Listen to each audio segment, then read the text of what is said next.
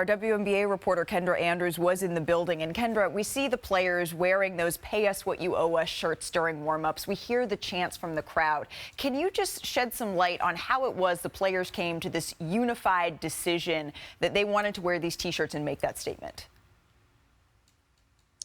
Yeah, Malika, these shirts had been in the works for about a week leading up to Saturday night's game. It was really spearheaded by the leaders, the player leaders of the PA. As you heard Kelsey Plum say, they wanted to make a collected, united statement, and they felt they don't have to use words to do that. We know that in 2020, they wore shirts that supported the Black Lives Matter movement. They've also worn shirts that supported Brittany Griner when she was being detained overseas. So they knew that shirts would be a powerful and useful way to get their messaging across. Now, there was a players only meeting on Saturday morning, very early, around 8 a.m. So a couple people didn't quite make it down. We all know how big of a party All-Star Weekend was, but the meeting was just to get on the same page, to make sure everyone felt comfortable wearing those shirts and that everyone was ready to go out and make this statement, take the message, the conversations that they've been having behind closed doors for the last couple months and bring them to the national forefront. As you said, Malika, this was such a huge All-Star weekend. So many eyes were on this weekend. They knew that they could really get their point across here. Yeah, and you mentioned that not every player was represented. Not every player was able to attend that early morning meeting. I was told that representatives from the Players Association made sure to chat with players ahead of this game so that everyone could get on the same page. We know that All-Star weekend, it is as much about the party as what's happening on the floor as it is about meetings that are able to happen during that span. Can you just update us, Kendra, where do things stand in these CBA negotiations and conversations? Yeah, it seems like they're at a little bit of a standstill. The part that is really holding everything up is the topic of increased salary, and what the players are saying is getting a bigger piece of the pie when it comes to revenue shares. That is what Nafisa Collier told me is their non-negotiable. It's the area that they're not budging on.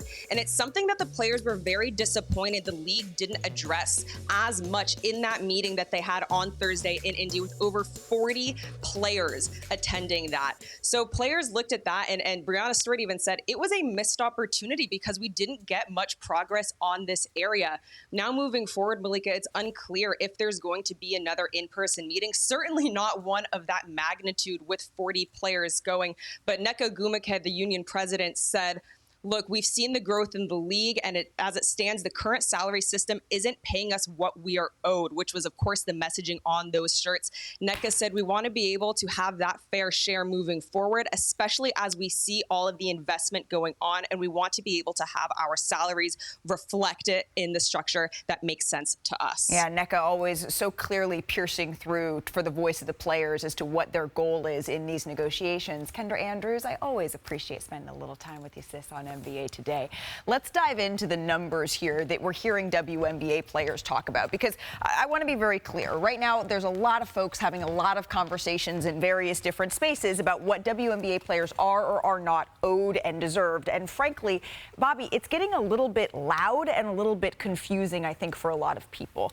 And you've made it your summer homework to really dive into the numbers, to the CBA here.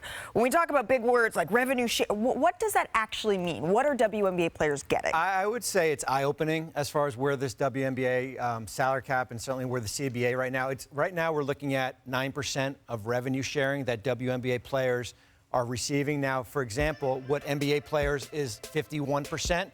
So, of course, there is a significant gap in revenue there. This CBA was done in January of 2020, before COVID hit, of course. We are in different times right now. There are going to be 5 new expansion teams in the near future. There is a new national TV deal that is going to be signed. Teams are selling at 9-figure numbers here.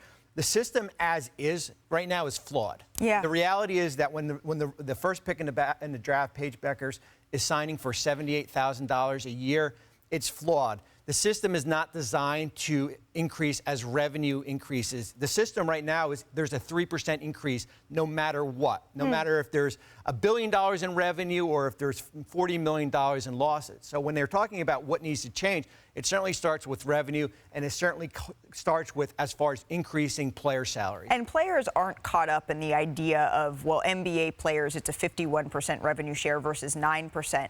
I keep coming back to this idea of transparency, because it's 9% 9% of what? There doesn't seem to be a clear number out there. That's what it seems to me. Yeah. Well, and it's interesting because every June we get a memo, the teams get a memo from the NBA, and they basically outline, here's where BRI is, basketball-related income. Here's what the NBA made last year. Here's what your percentage, your split is. I haven't seen that as far as from a WNBA perspective. And I think what we have to do, certainly from the league's perspective, you have to look forward, not what you've lost in the back as far as what all this projected revenue could be. So transparency is a good place to start in all of that. Bobby, thank you so much for that insight. Our next ABC WNBA game is Sunday afternoon at 3 o'clock Eastern.